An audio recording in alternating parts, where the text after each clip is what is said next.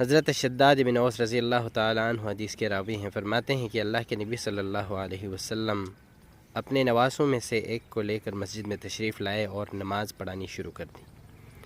جب آپ سجدے میں تشریف لے گئے تو عادت سے ہٹ کر جو ہے آپ نے سجدہ لمبی کر دی۔ ہمیں جو ہے دل میں بہت طرح کے خیالات آنے لگے کہ کیوں سجدہ آپ کی لمبی ہو گئی، کیونکہ آپ کی عادت مبارکہ جو ہے اتنی لمبی سجدہ کی نہیں ہوا کرتی تھی۔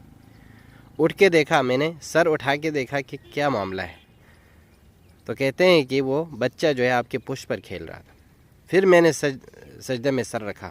نماز کے بعد جو ہے صحابہ کرام رضوان اللہ علیہم اجمعین نے جو ہے آپ صلی اللہ علیہ وسلم سے لمبی سجدہ کا راز دریافت کیا، تو آپ صلی اللہ علیہ وسلم نے فرمایا کہ میرا بیٹا میرے پشت پر کھیل رہا تھا تو میں نے مناسب نہیں سمجھا کہ اسے تکلیف دوں۔ میں نے